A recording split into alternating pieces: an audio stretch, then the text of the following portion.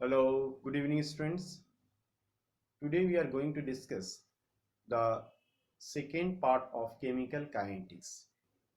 That is, here we will going to discuss average rate of reactions and instantaneous rate of reactions. First, what do you mean by average rate, and how can we calculate the average rate of reactions? Let us see. The definition of average rate is average rate of reaction is defined as change in concentrations per unit time. Means average rate equal to क्या हो जाएगा बेटा? Change in concentration of any reactant or product, ठीक है, in a given time divided by time interval. इसी को बोलेंगे average rate. ठीक है, change in concentrations of any one of the reactant or product in a given time divided by time interval. Change in concentration को हम delta x से लिखते हैं, टाइम इंटरवल मान लो डेल्टा t. तो एवरेज रेट ऑफ रिएक्शंस क्या हो जाएगा बेटा? Delta x divided by delta t हो जाएगा. अब let us consider a reaction R giving product P. Reactant R is giving product P. Initial concentrations of reactant, जब reaction चालू हो रहा है उस समय रिएक्टेंट का कंसंट्रेशन है बेटा 100 मोल पर लीटर. प्रोडक्ट का कुछ नहीं होगा, इस कंटेनर के अंदर मान लो सिर्फ रिएक्टेंट है और उस रिएक्टेंट का कंसंट्रेशन कितना है? 100 मोल पर लीटर. प्रोडक्ट का कंसंट्रेशन जीरो हुआ. रिएक्शन चालू हुआ, 10 मिनट तक देखे रिएक्शंस को. इसके बाद दोनों का कंसंट्रेशन देखते हैं. तो रिएक्टेंट का कंसंट्रेशन घट जाएगा और घट के कितना हो रहा है? 70 मोल पर. प्रोडक्ट का कंसंट्रेशन भी डिक्रीज हो रहा है, ये डिक्रीज होकर के कितना हो रहा है? 30 मोल पर लीटर. ठीक है, तो average rate of this reactions क्या हो जाएगा? Average rate of reaction equal to minus change in concentration of reactant divide by time interval. Minus sign इसलिए लिए क्योंकि रिएक्टेंट का कंसंट्रेशन क्या हो रहा है? डिक्रीज हो रहा है, लेकिन रेट ऑफ रिएक्शन हमेशा पॉजिटिव होता है. ठीक है, तो माइनस इंडिकेट कर रहा है कि रेट ऑफ रिएक्शंस क्या हो रहा है, सॉरी कंसंट्रेशन ऑफ रिएक्टेंट क्या हो रहा है? टाइम के साथ साथ डिक्रीज हो रहा है. तो minus final concentration of reactant minus initial concentration of reactant, हमेशा फाइनल माइनस रहने से divide by T2 minus T1. ठीक है, तो यहाँ फाइनल कंसंट्रेशन कितना हो रहा है? 70 मोल पर लीटर. इनिशियल कंसंट्रेशन रिएक्टेंट का कितना है? 100 मोल पर लीटर. टाइम कितना है? 10 माइनस 0. तो 70 माइनस 100 करेंगे तो माइनस 30 आएगा. ठीक है, डिवाइडेड बाई 10, डिवाइड करेंगे तो कितना आ जाएगा? -3. तो माइनस माइनस क्या हो जाएगा? +3 मोल पर लीटर पर मिनट, क्योंकि मिनट में दिया हुआ time, time interval is minute. ठीक है, उसी तरह से एवरेज रेट ऑफ रिएक्शंस अगर प्रोडक्ट के टर्म में निकालें तो क्या हो जाएगा? Plus delta P by delta T. Delta P by delta T क्या हो गया? Change in concentration of product, मतलब final concentration of product minus initial concentration of product divide by T2 minus T1. तो यहाँ 30 माइनस 0 हो जाएगा बेटा, और यहाँ क्या हो जाएगा? 10 माइनस 0, मतलब 3 मोल पर लीटर पर मिनट. ठीक है, तो यहाँ पे जो रेट ऑफ रिएक्शंस आपको आ रहा है वो कितना आ रहा है? एवरेज रेट ऑफ रिएक्शंस 3 मोल पर लीटर पर मिनट. चाहे आप ऐसे निकालो चाहे ऐसे निकालो. हाँ, रिएक्टेंट वाला में चूंकि final concentration minus initial concentration कम है तो ये क्या आ जाएगा? ये पार्ट निगेटिव आ जाएगा, लेकिन रेट कभी भी निगेटिव नहीं होता, इसलिए इसके आगे पहले से निगेटिव डाल. तो ये निगेटिव साइन इंडिकेट कर रहा है कि टाइम के साथ साथ रिएक्टेंट का कंसंट्रेशन क्या हो रहा है? डिक्रीज हो रहा है. लेकिन प्लस साइन क्या इंडिकेट कर रहा है? कि टाइम के साथ साथ प्रोडक्ट का कंसंट्रेशन क्या हो रहा है?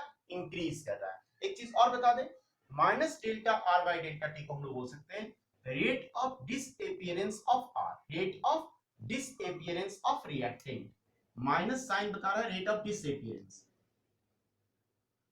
ये बता रहा है माइनस साइन में क्या हो रहा है? Rate of disappearance, disappearance of are.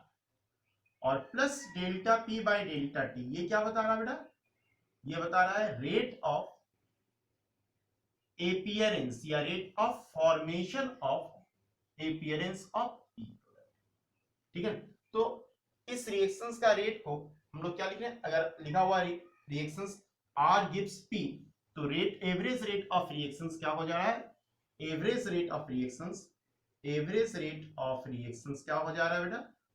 Average rate of reactions equal to क्या हो जा रहा है? Minus delta R by delta T, और plus delta P by delta, ठीक है, क्लियर चीज। अब ग्राफिकली कैसे निकाल सकते हैं, मान लो एक कंसंट्रेशन और टाइम के बीच का ग्राफ दिया हुआ है, ठीक है, किसी भी रिएक्शंस का कंसंट्रेशन और टाइम के बीच का ग्राफ दिया हुआ है, कैसे निकालोगे रेट ऑफ रिएक्शंस। देखो मान लो यहां हम ले लेते हैं कंसंट्रेशन ऑफ रिएक्टेंट और यहां क्या ले लेते हैं बेटा, टाइम, ठीक है। जैसे जैसे टाइम बीतता जाएगा, ठीक है ना, ये है मान लो initial concentration of reactant R naught, लेकिन जैसे जैसे टाइम बीतेगा टाइम के साथ साथ रिएक्टेंट का कंसंट्रेशन क्या होता है, डिक्रीज होता है, ठीक है ना। तो रिएक्टेंट का कंसंट्रेशन टाइम के साथ साथ क्या होते जाएगा, डिक्रीज होगा, यानी ये ग्राफ कैसा आएगा बेटा, इस तरह, ठीक है। ये बता रहा है कि टाइम के साथ साथ रिएक्टेंट का कंसंट्रेशन क्या हो रहा है, डिक्रीज हो रहा है, जैसे जैसे समय आगे बढ़ रहा है रिएक्टेंट का कंसंट्रेशन क्या हो रहा है, डिक्रीज हो रहा है, ठीक है। अब हमको निकालना क्या है कि एवरेज रेट ऑफ रिएक्शंस क्या होगा। एवरेज रेट ऑफ रिएक्शंस निकालने के लिए मान लो यहां पे टाइम t1 है, यहां पे टाइम कितना है t2, ठीक है। यहां से एक परपेंडिकुलर ड्रॉ कर दो, यहां से भी एक परपेंडिकुलर ड्रॉ कर दो, ये परपेंडिकुलर यहां पे काट रहा है, मान लो ए पॉइंट पे, ये बी पॉइंट, यहां से इस पे एक परपेंडिकुलर ड्रॉ करो y एक्सिस पे और यहां से x एक्सिस, ये क्या रिप्रेजेंट करेगा, ये पार्ट यहां से यहां तक क्या रिप्रेजेंट करेगा, ये रिप्रेजेंट करेगा concentration, final concentration of reactant, मतलब concentration of reactant when the time is t2, और ये क्या रिप्रेजेंट करेगा, इनिशियल कंसंट्रेशन ऑफ रिएक्टेंट यहां से यहां तक। जैसे मान लो ये रहता 15, ये रहता 20, ठीक है, ये रहता मान लो 5 सेकेंड, ये 10 सेकेंड, ठीक है। तो एवरेज रेट ऑफ रिएक्शंस क्या हो जा रहा है, ग्राफिकली देखो, मान लो ग्राफ में क्या करेंगे, ग्राफ पेपर लिए, उसमें क्या किए, एक तरफ टाइम प्लॉट कर दिया एक्स एक्सिस में, वाई एक्सिस में क्या ले लिए, कंसंट्रेशन ऑफ रिएक्टेंट। जैसे जैसे आप टाइम बढ़ाते जाते हो रिएक्टेंट का कंसंट्रेशन क्या होते जाएगा, घटते जाएगा, ठीक है ना। तो ये कर्व इस तरह का आएगा, ठीक है। अब हमको मान लो निकालना है एवरेज रेट ऑफ रिएक्शंस, दो कोई टाइम चूज कर लो, ठीक है ना, जैसे t1 t2 चूज कर लिया, जैसे कोई बोलता है 5 सेकंड 10 सेकंड चूज कर लिया, दोनों जगह परपेंडिकुलर ड्रॉ की। अब जहां पे ये कट कर रहा है कर्व को, वहां से फिर परपेंडिकुलर ड्रॉ किए, कहां पे, y एक्सिस, ठीक है ना। ये टाइम बता रहा है t1, ये बता रहा है t2 टाइम, ठीक है ना, यहां से यहां तक t2 हुआ, यहां से यहां तक t1 हुआ। ये c2, c2 मतलब concentration of reactant when the time interval is t2, मतलब when the time is t2, and this is the concentrations of reactant when the time is t1। तो अभी हम तुरंत बताएं कि rate of reactions, rate of reactions यहां पे क्या हो जाएगा, रेट ऑफ रिएक्शंस हो जाएगा बेटा किसके बराबर, minus delta x by delta T, change in concentration, तो माइनस फाइनल कंसंट्रेशन कितना है C2 minus initial concentration C1 divide by T2 minus, ये आप ग्राफिकली भी निकाल सकते हो। एक चीज और, अगर मान लो तुम्हारे पास, ये चीज समझ में आ गया होगा, तुम्हारे पास इस तरह का रिएक्शन हो, कैसा रिएक्शन हो, A plus B gives C plus D, ठीक है ना। ए और बी क्या है, ये रिएक्टेंट है, ए का कोफिशिएंट स्मॉल ए है, बी का कोफिशिएंट स्मॉल बी है, सी का कोफिशिएंट स्मॉल सी है, डी का कोफिशिएंट स्मॉल डी है। तो एवरेज रेट ऑफ रिएक्शन जो है, हाँ एवरेज रेट ऑफ रिएक्शन, और एवरेज रेट ऑफ रिएक्शन क्या होगा, जैसे मान लो कोई रिएक्शन 0 से लेकर के 0 सेकेंड से लेकर के चला था, 0 मिनट से लेकर के मान लो कितना मिनट तक चला था, 10 मिनट। अगर एवरेज रेट निकालते हैं 3 मोल पर लीटर पर मिनट, अभी देखे थे ना हम लोग, तो इसका मतलब हम लोग ये मान के चले कि हमेशा 1 मिनट पे भी वही होगा, 2 मिनट पे भी वही होगा, 3 मिनट पे भी वही होगा, 4 मिनट पे भी वही होगा, 10 मिनट पे भी वही होगा, इसका मतलब ये मान के चल रहे हैं, ठीक है। तो ये एवरेज रेट ऑफ रिएक्शंस के लिए एक्सप्रेशन क्या हो जाएगा ना, -1 by e change in concentration of A divided by delta T equal to -1 by B change in concentration of B divided by delta T equal to plus 1 by small c change in concentration of c divided by delta t equal to plus 1 by small d change in concentration of d divided by delta t। Minus sign क्या indicate कर रहा है, reactant का ए और B reactant है, उसका concentration क्या हो रहा है, समय के साथ साथ घट रहा है।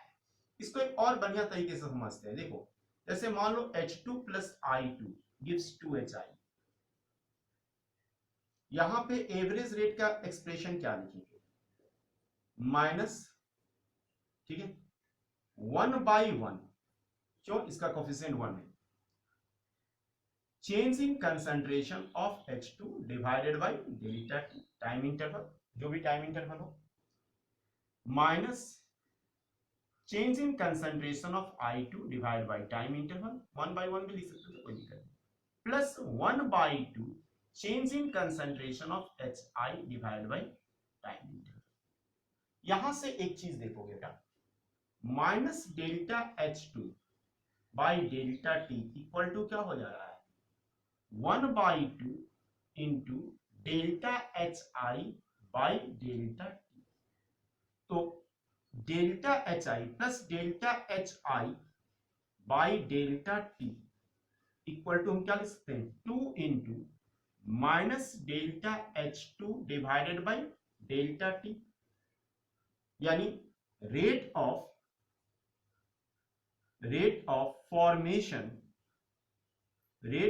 Formation of HI equal to 2 into rate of disappearance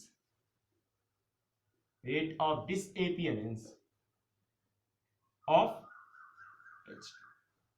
क्या हुआ इसका मतलब, अगर एक मोल H2 रिएक्ट करता है तो 2 मोल क्या बनेगा, प्रोडक्ट, जो कि यहां से भी दिख रहा है।